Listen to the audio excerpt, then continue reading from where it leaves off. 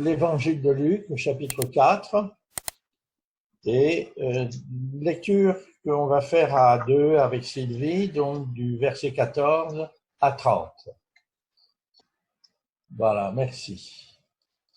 Jésus, revêtu de la puissance de l'Esprit, retourna en Galilée, et sa renommée se répandit dans tout le pays d'alentour, et il enseignait dans les synagogues, et il était glorifié par tous. Il se rendit à Nazareth, où il avait été élevé, et selon sa coutume, il entra dans la synagogue le jour du sabbat. Il se leva pour faire la lecture, et on lui remit le livre du prophète Ésaïe.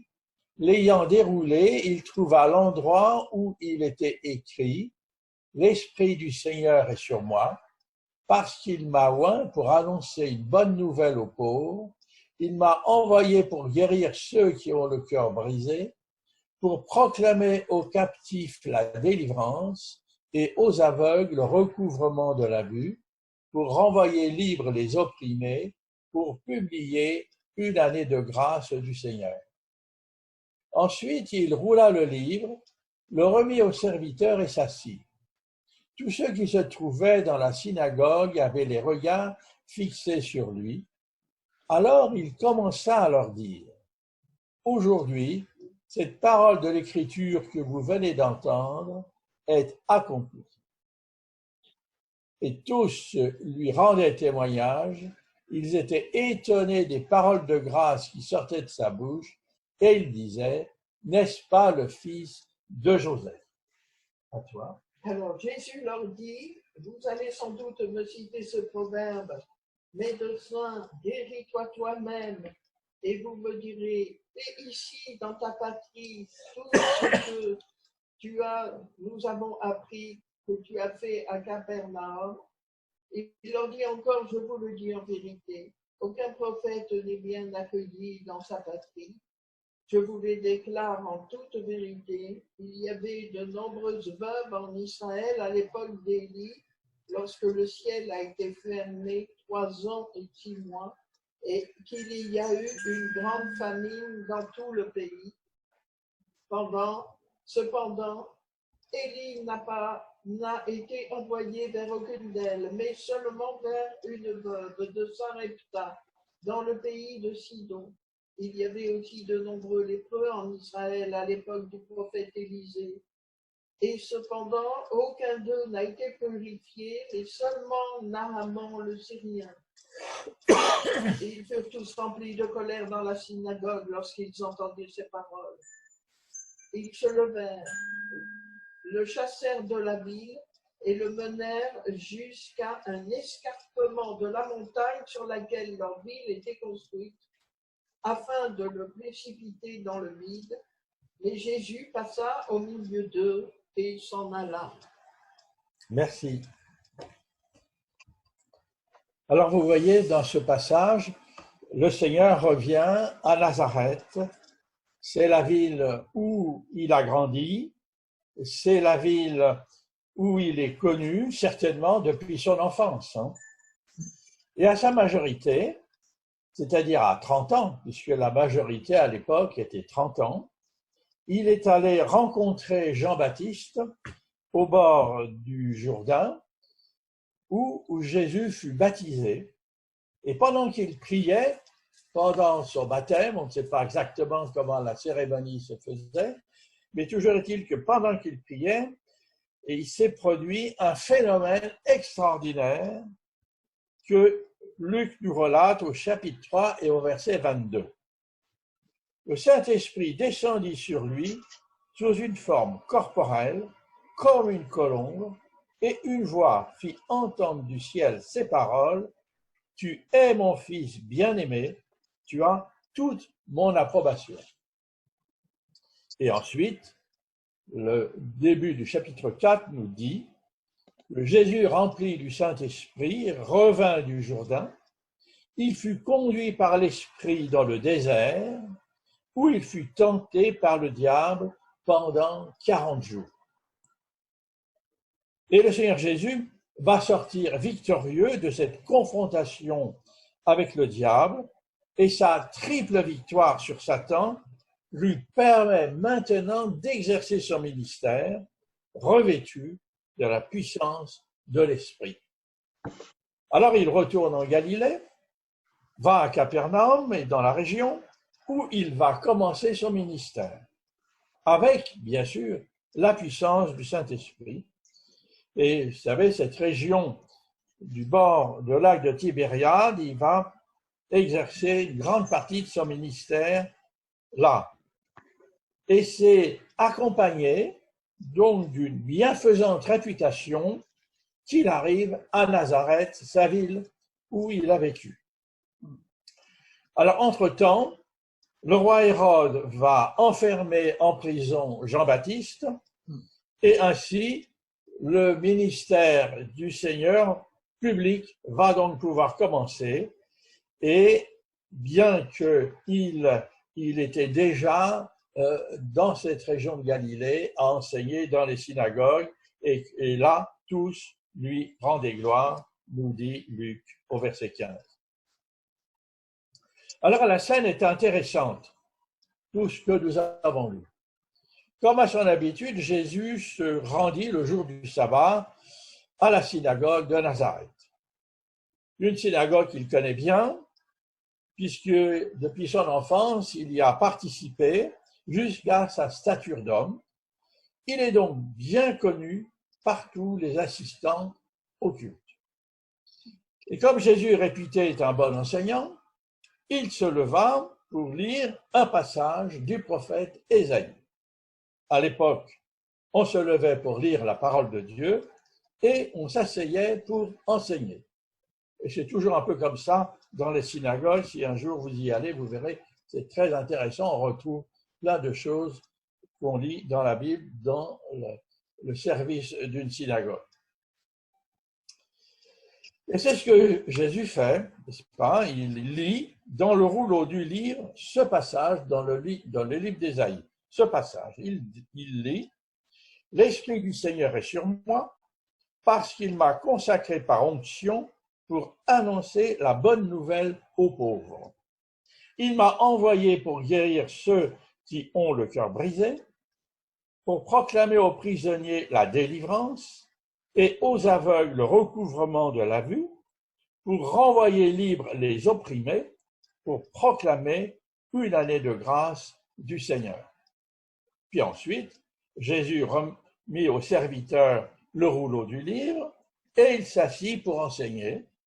Et tous les regards, vous voyez, étaient tournés vers lui et il leur dit « Aujourd'hui, cette parole de l'Écriture que vous venez d'entendre est accomplie. » Alors, par ces paroles, le Seigneur Jésus affirme de la manière la plus claire possible qu'il était le Messie d'Israël.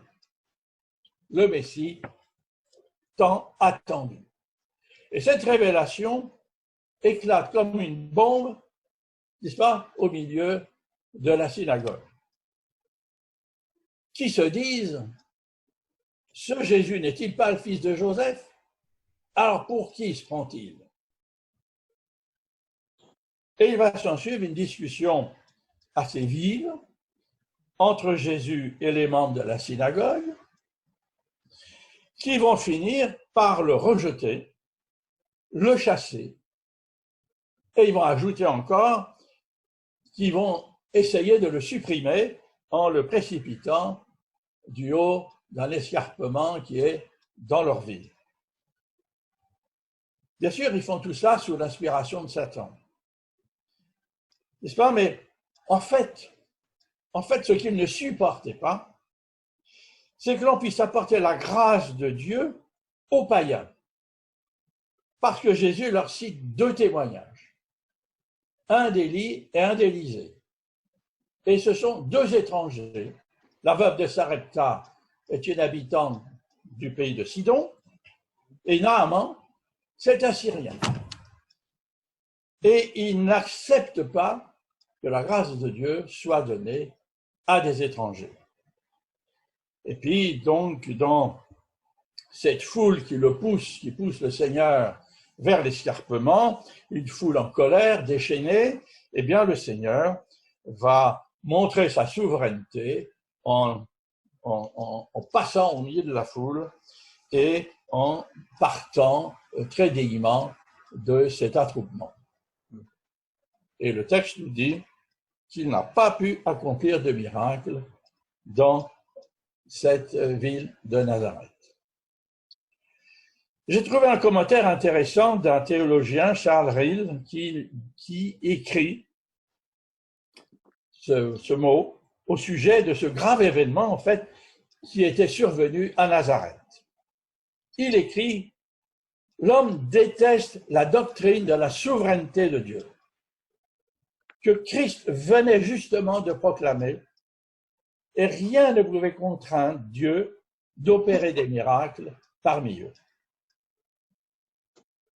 Vous voyez, c'est dommage, mais c'est ainsi que Jésus, cet enfant surdoué qui a vécu à Nazareth, qui était devenu charpentier et qui se révélait être le Messie, n'est-ce pas, le Fils de Dieu tant attendu, fut rejeté par la population de la ville, mais aussi par sa famille, parce qu'il va falloir du temps aussi pour que sa famille le reconnaisse.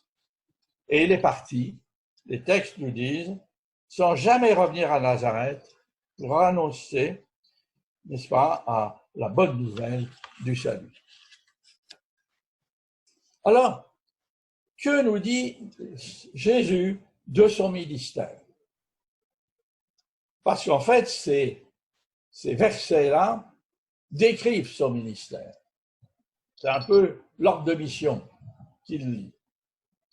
Mais en fait, il va s'adresser aux pauvres. Et alors ça, c'est révolutionnaire. Il va s'adresser aux pauvres, car à l'époque, dans la société juive du temps, on ne s'occupait pas des pauvres. Ils mendiaient, ils se débrouillaient comme ils pouvaient, car à l'époque de Jésus, la société ne voulait pas les voir, comme ça se passe toujours aux Indes avec la classe basse. C'est la même chose. Les intouchables, oui. Mais Jésus ne veut pas s'adresser seulement aux pauvres, qui le sont par manque d'argent ou de moyens, et qui vivent donc dans une misère matérielle, mais il veut s'adresser à tous ceux, riches ou pauvres, et économiquement ou pas, qui ressentent leur pauvreté morale, leur indigence et leur manque de moyens pour sortir de leurs problèmes. Leurs problèmes affectifs, leurs problèmes émotionnels, leurs problèmes d'addiction, leurs problèmes de violence, leurs problèmes d'angoisse, n'est-ce pas, face aux événements de la vie et du monde, leurs problèmes de peur existentielle, de mal-être, n'est-ce pas, leur manque d'amour. Il y en a qui vont vivre avec des manques d'amour toute leur vie et de reconnaissance, n'est-ce pas, leurs problèmes de rejet qui ont été rejetés parfois par leur famille dès leur naissance, à l'école, par la société, n'est-ce pas, parce que simplement ils sont un peu différents des autres, ils n'entrent pas dans le cursus ou le programme normalisé et de notre vie moderne et ils deviennent des marginaux. En un mot, de tous ceux qui, malgré les apparences, vivent des drames personnels, des drames de couple, des drames familiaux, des drames professionnels, et qui souffrent amèrement dans leur cœur et dans leur vie. Et le Seigneur va énumérer un certain nombre de situations. Il commence par dire, et il affirme, qu'il est l'envoyé de Dieu, c'est-à-dire le médiateur entre Dieu le Père et tous les hommes et les femmes qui peuplent la terre. Et la mission que Dieu le Père lui confie, eh bien, c'est d'annoncer de bonnes nouvelles aux pauvres, c'est-à-dire à ceux qui ressentent leurs besoins, n'est-ce pas, parce que ce qui compte pour Dieu, c'est que l'on éprouve sa pauvreté morale, sa pauvreté spirituelle, que l'on soit dans cette indigence et qu'on la reconnaisse comme la veuve de Sarepta ou Naaman le Syrien. Et le Seigneur dit ensuite, Dieu le Père m'a envoyé pour guérir ceux qui ont le cœur brisé. Ce qui veut dire, Dieu le Père m'a envoyé au secours des hommes et des femmes qui manquent d'amour, qui sont rejetés, déçus, brisés par les mauvaises relations instaurées par notre société qui a aboli le don de soi au profit de l'égoïsme et de la réalisation personnelle. Et ensuite, le Seigneur dit qu'il est venu proclamer aux prisonniers la délivrance et aux aveugles le recouvrement de la vue. Aujourd'hui, puisque Dieu est banni officiellement de notre société, il n'est plus dans notre enseignement, ni notre philosophie, ni notre morale. Alors les Français et les Françaises sont prisonniers d'idéologies irréalistes et bien souvent utopiques, qui prétendent résoudre les problèmes de leur vie comme cela, simplement en suivant des principes qui ne mènent à rien. Ou alors, ils sont prisonniers de religions mortifères et totalitaires, marchant à tâtons dans leur vie, sans certitude ni assurance, en ne trouvant aucun sens dans leur vie, n'est-ce pas? Mais ils sont là, pris dans une obéissance aveugle à des principes qui, bien sûr, les éloignent toujours plus de la vérité et de la lumière. Et pour terminer, le Seigneur dit qu'il a le pouvoir de renvoyer libre les opprimés pour proclamer une année de grâce du Seigneur. Et le Seigneur dit comme cela aux habitants de Nazareth que par sa présence, son onction par le Saint-Esprit et son ministère de libération pour tous les hommes et les femmes qui veulent être libérés de leur misère et de leurs péchés, n'est-ce pas? Ces péchés qui les séparent de leur Créateur et Père Céleste, n'est-ce pas? Qu'un temps de grâce commence pour tous, juifs et païens, et ça, c'est la super bonne nouvelle du salut. Et nous savons, nous, aujourd'hui, que ce temps de grâce, ce jour de grâce, n'est-ce pas? Cette année de grâce, eh bien, elle dure toujours. Elle est toujours là et qu'elle va durer jusqu'au retour du Seigneur. Et qu'avec les événements actuels que nous vivons, eh bien, nous nous rendons compte que le retour du Seigneur est pour bientôt. Alors, quel est le message que le Seigneur nous donne pour nous aujourd'hui? On vit une période de déconfinement qui probablement durera, on ne sait pas trop, jusqu'à la fin de l'été ou peut-être jusqu'à la fin de l'année, mais enfin qui va durer encore un peu. Et nos concitoyens sortent d'une expérience de confinement comme jamais ça s'est vu. Pendant 8 semaines, ils ont été isolés du monde. Ils n'ont jamais vécu une période semblable.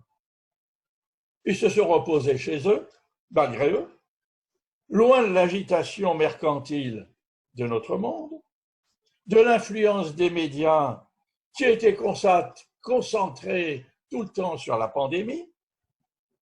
Et pendant ce temps de réclusion, beaucoup ont enfin pu penser à eux-mêmes. Ils ont pu considérer leur vie et leur avenir. Et aussi regarder avec recul le monde dans lequel ils vivent. Et beaucoup ont pris conscience que le monde ne peut pas continuer comme cela et ne peut pas revenir comme avant la crise. Et que s'ils veulent laisser un monde viable à leurs enfants ou à leurs petits-enfants, il est nécessaire de changer de vie autant pour eux-mêmes que pour la planète. Seulement, on ne change pas d'habitude durablement si le cœur ne change pas. Et c'est ça l'important. Si le cœur ne change pas, on va revenir aux habitudes d'avant avec quelques arrangements mineurs. Alors notre ministère dans ce contexte, en tant qu'Église, est là, devant nous. Devant chacun de nous. On a nos familles, nos amis, nos collègues, nos commerçants auxquels nous servons, nos voisins. Tous ceux qui sont autour de nous, c'est notre champ de mission. Et quand vous comptez, vous avez à peu près entre 80 et 100 personnes autour de vous que vous croisez dans une semaine ou dans le mois. Et ça, c'est le champ de mission que nous avons tous. Et nous avons tous comme premier objectif à marcher avec le Saint-Esprit qui va nous conduire, pas avec nos sentiments à nous, mais se laisser guider par le Saint-Esprit. C'est-à-dire, on va prier, Seigneur, qu'est-ce que je fais? Qu'est-ce que je dois dire? Qu'est-ce que je dois faire? Comment engager la conversation? Comment diriger après? Et laisser le Saint-Esprit agir, et il le fera. Et vous serez étonnés de la façon dont il va le faire. Parce que notre message, c'est de dénoncer, comme l'apôtre Paul fait, l'impureté qui règne partout, qui brouille tout. L'apôtre Paul nous dit, en Romains 1, 24, 25, il nous dit, c'est pourquoi Dieu les a livrés à l'impureté par les désirs de leur cœur, de sorte qu'ils déshonorent eux-mêmes leur propre corps. Eux qui ont remplacé la vérité de Dieu par le mensonge et qui ont adoré et servi la créature au lieu du Créateur, qui est béni éternellement. Et nous vivons dans une société comme ça, où la créature est mise sur les piédestals, on défile sans arrêt des personnes qu'on nous dit, voilà, c'est les modèles. Et nous avons à faire face, à révéler cette impureté. Mais il faut y aller doucement, n'est-ce pas, avec cette vérité. Soyons conduits là, par le Saint-Esprit. Prions afin que notre Seigneur nous conduise vers ceux de nos connaissances qui ont besoin que leur cœur soit éclairé par la gloire de notre Dieu. On lit en 2 Corinthiens 4, 6 encore cette parole de l'apôtre Paul qui nous dit « Le Dieu qui a ordonné que la lumière brille du sein des ténèbres a aussi fait briller sa lumière dans notre cœur pour faire resplendir la connaissance de la gloire de Dieu dans la personne de Jésus-Christ. » Alors, que le Seigneur nous conduise là pour remettre les choses en ordre par notre façon de vivre, par notre façon d'agir, parce qu'on est regardé, on est observé quand on s'est dévoilé comme chrétien. De façon à ce que, avec ces personnes, on leur donne envie de se débarrasser de cette gangue et de trouver le réel, de trouver le vrai, de trouver la vérité. Et cette vérité, c'est notre Seigneur Jésus. Il est la vérité. Notre Dieu veut donner un cœur pur à ceux qui souffrent du péché. Et tous souffrent, finalement. C'est ce qu'il nous dit au psaume 51, 12. Il nous dit, « Ô Dieu, crée en moi un cœur pur, renouvelle en moi un esprit bien disposé. » Et combien de personnes crient comme cela dans leur cœur, dans leur vie, cette souffrance, à nous de les aider à comprendre que cette souffrance est vraie et qu'il y a une solution, c'est de venir au Seigneur et de les conduire à s'agenouiller devant la croix de Christ afin d'y déposer leur fardeau. N'est-ce pas? Que notre Dieu nous dirige vers les cœurs de ceux, n'est-ce pas, pour qui nous prions, qu'on les dirige vers son amour, n'est-ce pas, afin qu'ils soient libérés et éclatent de joie. Comme nous dit Paul en 2 Thessaloniciens 3, il nous dit que le Seigneur dirige votre cœur vers l'amour de Dieu et vers la patience de Christ, n'est-ce pas? Accompagnons de nos prières et de notre amour tous ceux de nos contacts qui s'approchent du Seigneur Jésus. Le cœur de nos contemporains est dur, ne l'oublions pas. Il est dur. Il y a comme un blindage souvent autour de leur cœur. Mais tous les blindages, on peut les percer. Et le Saint-Esprit peut les percer.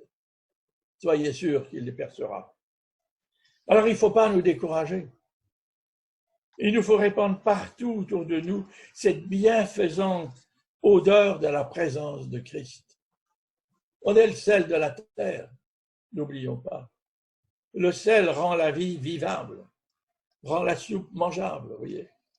On est ce sel-là, que nous soyons vraiment salés, renouvelés, de façon à apporter vraiment une coloration, une note, Seigneur, une lumière différente dans cette société. C'est notre façon aujourd'hui de partager le message le plus réel, je trouve, et je trouve le plus efficace. Alors, le Seigneur veut faire de nous des missionnaires. Il veut que cette mission qu'il a lancée à Nazareth, n'est-ce pas? Eh bien, c'est nous le prolongement. Nous sommes aujourd'hui ses pieds, nous sommes aujourd'hui ses mains, nous sommes ses yeux, nous sommes son cœur, nous sommes son corps. Et c'est ce que le Seigneur attend de nous, que nous soyons son corps là, dans ces villes où il nous a placés, dans ces quartiers, dans ce cercle de relations où il nous a placés. Alors, un dernier mot pour nous encourager en 2 Thessaloniciens, chapitre 2, versets 16 et 17. C'est encore l'apôtre Paul qui nous dit, et il nous encourage, que notre Seigneur Jésus-Christ lui-même est Dieu notre Père, qui nous a aimés et qui nous a donné par sa grâce une consolation éternelle et une bonne espérance. Encourage votre cœur et vous affermisse dans toute bonne œuvre et dans toute bonne parole. Voilà le Seigneur, ce qu'il veut faire à travers nous. Il veut continuer ses miracles. Il veut continuer de répandre sa vie. Il veut continuer de manifester sa gloire par son esprit, et que le Saint-Esprit donc nous aide chacun à être ces bons témoins de notre Seigneur, là, dans le cercle où il nous a placés. Et merci Seigneur d'être avec chacun de nous. Amen. Amen. Amen. Merci Gilbert. Merci Gilbert.